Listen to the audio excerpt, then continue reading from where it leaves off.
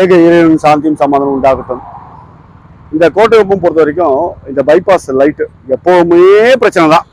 இந்த பகுதி பாருங்க, ஃபுல்லாக லைட் இருக்கா. ஒரு பகுதி இந்த பகுதி பாருங்க, இந்த ஒரு பகுதியில் பார்த்தீங்கன்னா லைட்டே கிடையாது. இப்படி வந்து பாருங்க, சுத்தமாக லைட்டே கிடையாது. இது கேட்டால் இதெல்லாம் வந்து ஒரு இஷ்யூவாகவே எடுத்துக்கிறது கிடையாது.